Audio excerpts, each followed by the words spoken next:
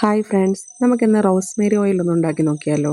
അതിനായിട്ട് കുറച്ച് നല്ല വെളിച്ചെണ്ണ, റോസ്മേരി ലീവ്സ്, തുളസി ഇല തുടങ്ങിയവയൊക്കെയാണ് ഞാൻ എടുത്തിട്ടുള്ളത്. ആദ്യം തന്നെ ഒരു പാത്രത്തിൽ കുറച്ച് വെള്ളം ഗ്യാസിൽ വെച്ച് നന്നായി ചൂടാക്കുക. അതിനുശേഷം ഒരു ബൗളിലേക്ക് കുറച്ച് ആവശ്യത്തിന് നമുക്ക് എത്ര വെളിച്ചെണ്ണയാണോ നമുക്ക് വേണ്ടത് അത്രയും വെളിച്ചെണ്ണ ഒഴിച്ച് അതെന്താണ് നമ്മുടെ ഗ്യാസ് സ്റ്റൗവിൽ വെച്ചിരിക്കുന്ന ആ വെള്ളം തിളച്ചതിന് ശേഷം അതിലേക്ക് ഇറക്കി വെക്കുക. ഇനി ആ എണ്ണ നന്നായിട്ട് ചൂടാവട്ടെ. നമുക്കൊരു മീഡിയം ഫ്ലെയിമിൽ വെച്ചത് ചൂടാക്കിയെടുക്കാം. നന്നായിട്ടത് ചൂടായതിന് ശേഷം പിന്നീട് നമ്മുടെ ഈ റോസ്മേരി നമ്മൾ എത്ര വെളിച്ചെണ്ണയാണോ എടുത്തിട്ടുള്ളത് അതിനനുസരിച്ചിട്ട് വേണം റോസ്മേരി ചേർക്കാൻ. ഇപ്പം ഞാനൊരു 1/2 ലിറ്ററിൻ്റെ കുപ്പിയിലെ വെളിച്ചെണ്ണയായിരുന്നു വാങ്ങിച്ചിട്ടുണ്ടായിരുന്നത്. അപ്പോൾ ഏകദേശം അതിൻ്റെ പകുതിയോളം ഞാനിതിൽ ഒഴിച്ചിട്ടുണ്ട്. അപ്പോൾ എനിക്കിതിൽ ഒരു 2 സ്പൂൺ റോസ്മേരിയുടെ ആവശ്യകതയേ ഉള്ളൂ.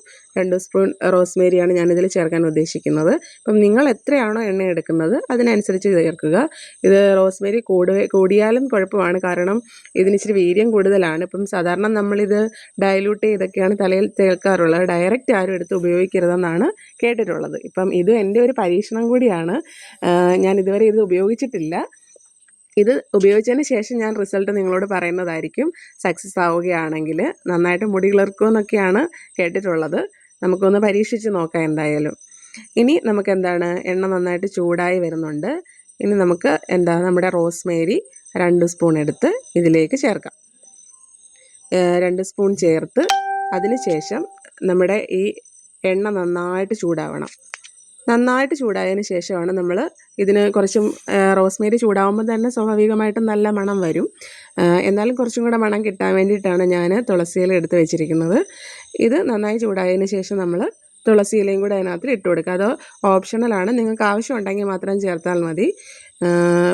പിന്നെ ഇതിപ്പോൾ നന്നായിട്ട് ചൂടാവുന്നുണ്ട്. ഇടയ്ക്ക് നമുക്കൊന്ന് ഇളക്കി കൊടുക്കാം. നന്നായിട്ട് ചൂടായിക്കോട്ടെ. ഇത് തലയിൽ താരണത്തിനും അതുപോലെ തന്നെ ഈ സോറിയാസിസ് പോലെ തലയിൽ വരില്ലേ, അങ്ങനെയുള്ള പ്രശ്നങ്ങൾക്കൊക്കെ നല്ലതാണെന്നാണ് കേട്ടിട്ടുള്ളത്. എൻ്റെ മുടിയാണെങ്കിൽ ലെയർ കട്ട് ചെയ്ത് മുടി ഒത്തിരി മുറിഞ്ഞു പോവുമായിരുന്നു. അപ്പം അതെങ്ങനെയെങ്കിലും ഒന്ന് കിളിർപ്പിച്ചെടുക്കാം എന്നുള്ള ഉദ്ദേശത്തിലാണ് ഈ റോസ്മേരി വാട്ടർ ഒന്ന് പരീക്ഷിക്കാമെന്ന് വിചാരിച്ചത്. നമുക്ക് നോക്കാം. എന്തായാലും 1 മാസം കൊണ്ട് എന്തെങ്കിലും വ്യത്യാസം ഉണ്ടാവുകയാണെങ്കിൽ തീർച്ചയായിട്ടും ഞാൻ നിങ്ങളോട് പങ്കുവെക്കുന്നതായിരിക്കും. അതുപോലെ തന്നെ ഈ ചാനലിൽ ഇങ്ങനത്തെ വീഡിയോസൊന്നും അധികം ഇട്ടിട്ടില്ല. നിങ്ങളുടെ സപ്പോർട്ടൊക്കെ വേണം. ഇങ്ങനത്തെ വീഡിയോസൊക്കെ ഇടുമ്പം നിങ്ങളുടെ ഒരു സപ്പോർട്ട് ഉണ്ടെങ്കിൽ നമുക്ക് ചെയ്യാനൊരു താല്പര്യം ഉണ്ടാവുകയുള്ളൂ. നമ്മുടെ എണ്ണ നന്നായിട്ട് ചൂടായിട്ടുണ്ട്. വെള്ളം നന്നായി തിളച്ചു. ഡബിൾ ബോയിൽ ചെയ്താണ് ഇത് എടുക്കേണ്ടത്, അല്ലാതെ ഡയറക്റ്റ് നമ്മൾ അടുപ്പിൽ വെച്ച് തിളപ്പിച്ചെടുക്കാൻ പാടില്ല. ഡബിൾ ബോയിൽ ചെയ്ത് നന്നായിട്ട് എണ്ണ ചൂടാവട്ടെ. ചൂടായതിന് ശേഷം ഇത് വാങ്ങി വെച്ച് ഇത് നന്നായിട്ട് അരിച്ചെടുക്കണം. ഇത് അരിച്ചൊരു ഗ്ലാസ് ബൗളിനകത്താക്കിയാണ് സാധാരണ ഇത് സൂക്ഷിച്ച് വെക്കുന്നത്.